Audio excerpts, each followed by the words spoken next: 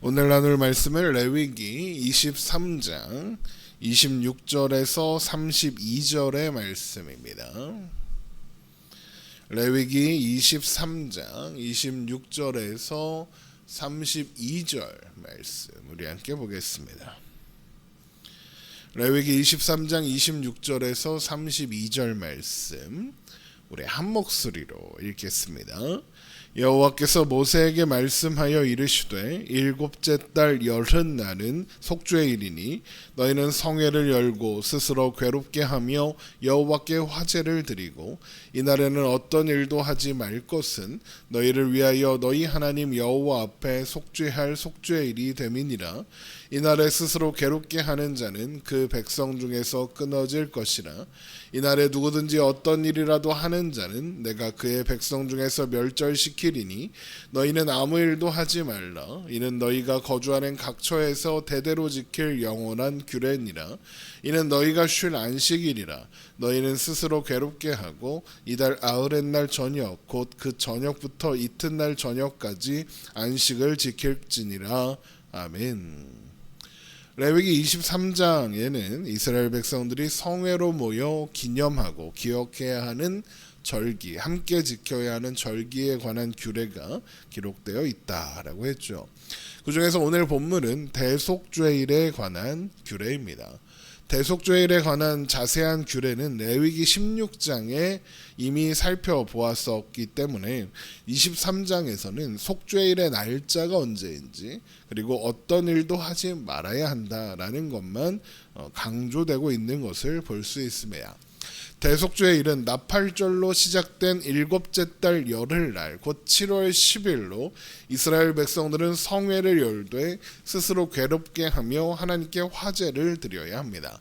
레위기 23장 26절입니다. 여호와께서 모세에게 말씀하여 이르시되 일곱째 달 열흘날은 속죄일이니 너희는 성회를 열고 스스로 괴롭게 하며 여호와께 화제를 드리고입니다. 기쁨과 감사로 가득했던 다른 절기들과는 달리 이 대속죄일은 스스로 괴롭게 하는 절기다라고 말씀하십니다.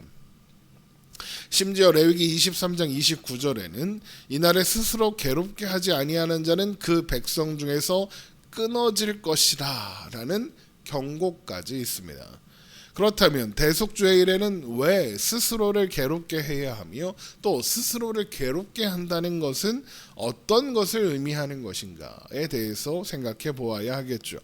먼저 여기에서 스스로를 괴롭게 한다라는 것은 단순히 어떤 육체를 괴롭게 한다든가 또 어떤 몸을 불편하게 한다든가 하는 것이 아니라 마음을 괴롭게 한다. 마음을 낮추는 것을 의미하는 겁니다. 한마디로 시편 51편에 나오는 상한 심령의 상태가 되는 겁니다. 그리고 상한 심령이란 스스로에게 답이 없다는 것, 그냥 그대로 있으면 멸망하는 것 외에 다른 결론이 없다는 것을 아는 자만이 가질 수 있는 마음이죠. 그래서 상한 심령을 가진 사람은 하나님이 도와주시지 않으면 나는 아무것도 할 수 없습니다라는 고백을 할 수밖에 없습니다. 상한 심령이 어떤 마음인지 가장 잘 확인할 수 있는 것이 시편 51편에 기록된 다윗의 고백입니다. 시편 51편은 하나님께서 나단 선지자를 통해 밧세바를 범하고 우리아를 죽인 일로 다윗을 하나님께서 책망하시죠. 다윗이 그제서야 자신의 죄악을 깨닫고 자신의 현실과 실력을 확인하며 금식한 상태로 하나님께 나아가 드리는 기도입니다. 시편 51편에서 다윗은 자신이 죄 가운데 태어나 죄로 가득한 존재이며 자신은 어떠한 방법으로도 죄를 해결할 수 없고 아무것도 할 수 없는 존재다라고 고백합니다. 이런 자신의 현실을 깨달은 다윗은 그래서 자신에게는 하나님의 도우심을 구하는 것 외에는 다른 방법이 없음을 고백하게 되죠. 그리고 마지막에 다윗의 고백이 이렇게 끝납니다. 시편 51편 16절 말씀 제가 읽어드리겠습니다. 주께서는 제사를 기뻐하지 아니하시나니 그렇지 아니하면 내가 드렸을 것이라. 주는 번제를 기뻐하지 아니하시나이다. 하나님께서 구하시는 제사는 상한 심령이라. 하나님이여 상하고 통회하는 마음을 주께서 멸시하지 아니하시리이다 라고 합니다. 바로 이런 상하고 통회하는 마음, 상한 심령으로 하나님 앞에 나아가는 것이 이스라엘 백성들이 해야 하는, 대속죄일에 해야 하는 스스로를 괴롭게 한다는 말의 의미인 겁니다. 그래서 이스라엘 백성들은 이날 대속죄일에 그런 상한 심령을 표현하기 위해서 다윗과 같이 금식했습니다. 왜 금식이냐? 금식하면 배고프니까 몸을 괴롭게 하는 게 아니라 몸을 괴롭게 하는 게 아니냐라고 생각할 수 있지만, 금식은 단순히 몸을 괴롭게 하고 밥을 먹지 않는 정도의 의미가 아닙니다. 금식은 음식을 먹는 것을 중단하는 행위입니다. 그런데 사람은 먹는 것을 중단하면 죽습니다. 그래서 어르신들이 돌아가시거나 할 때 곡기를 끊었다 그러잖아요. 그럼 얼마 안 있다 돌아가실 거다라고 하잖아요. 사람은 음식을 먹지 않으면 또 아무것도 할 수 없습니다. 그래서 금식에는 내가 지금 하는 이 일은, 내가 지금 고백하는 이 고백은 내가 밥 먹고 열심히 애를 써도 되는 일이 아닙니다. 밥을 10그릇 100그릇을 먹어도 나는 할 수 없습니다. 내 힘으로 할 수 없습니다. 하나님이 도와주시고 해결해 주시지 않으면 나는 아무것도 할 수 없습니다 라는 의미가 담겨 있는 것이 금식인 겁니다. 그러므로 금식은 상한 심령을 가지고 있음을 드러내는 가장 적절한 방법이다라는 것이죠. 또한 그렇기 때문에 상한 심령을 가지지 않은 채 금식만 한다, 스스로를 괴롭게 하는 그 상한 심령의 마음 없이 금식 40일 100일 1000일을 해도 아무 소용없는 겁니다. 가끔 금식을 한 사람들이 교만해져서 내가 40일을 금식했고 막 이러면서 자신의 의로 삼는 사람들이 있는데, 금식의 의미를 제대로 이해하지 못한 행동인 겁니다. 또한 그렇기 때문에 이스라엘 백성들이 대속죄일에 아무 일도 하지 말라라고 하시는 겁니다. 레위기 23장 28절입니다. 이날에는 어떤 일도 하지 말 것은 너희를 위하여 너희 하나님 여호와 앞에 속죄할 속죄일이 됨이니라. 이날에 스스로 괴롭게 하지 아니하는 자는 그 백성 중에서 끊어질 것이니라. 이날에 누구든지 어떤 일이라도 하는 자는 내가 그의 백성 중에서 멸절시키리니 너희는 아무 일도 하지 말라. 이는 너희가 거주하는 각처에서 대대로 지킬 영원한 규례이니라입니다. 아무 일도 하지 않는 것도 스스로 괴롭게 하는 것, 상한 심령을 가지는 것과 같은 의미가 있습니다. 그러니까 하나님이 도와주시지 않으면 나는 아무것도 할 수 없다라는 의미입니다. 그래서 아무 일도 하지 않는 거예요. 내가 할 수 있는 일이 없으니까요.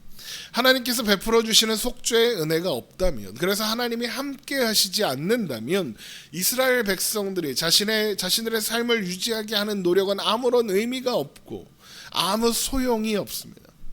하나님의 백성들의 삶은 먹고 자고 일어서고 눕고 일하고 쉬고 그 어떤 것을 하든 하나님 안에 있을 때에만 의미가 있는 겁니다. 그래서 대속죄일에 스스로 괴롭게 하고 또 아무 일도 하지 않음으로써 그 무엇보다도 하나님 안에, 하나님의 도우심 안에, 하나님의 은혜 안에 있는 것이 가장 우선되는 것임을 기억하고 고백해야 하는 겁니다.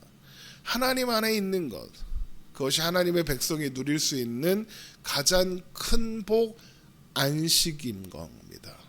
그래서 레위기 23장 32절에 이는 너희가 쉴 안식일이라. 너희는 스스로 괴롭게 하고 이달 아흐렛날 저녁 곧 그 저녁부터 이튿날까지 안식을 지킬 것이니라 그럽니다.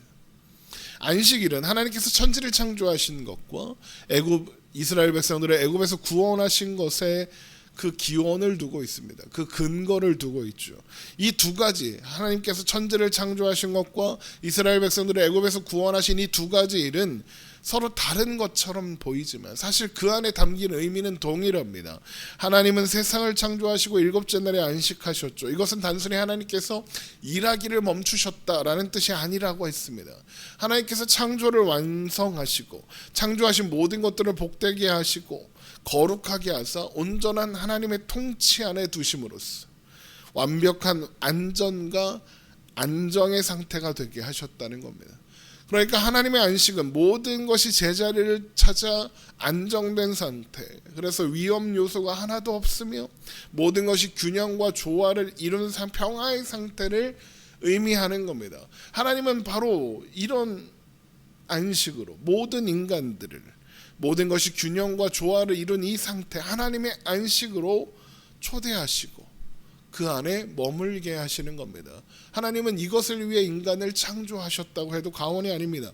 그러나 아담은 하나님 안에서만 누릴 수 있는 안식을 거부하고 떠났죠. 그것이 선악과를 따먹는 것으로 표현된 겁니다. 선악과를 따먹었다는 것은 하나님이 주시는 안식보다 내가 더 나은 것을 알고 있고 더 나은 것을 만들 수 있다라고 생각한다라는 의미입니다. 내가 하나님보다 더 낫다는 겁니다. 이것을 창세기는 하나님과 같이 되려고 했다라고 표현하는 거고요.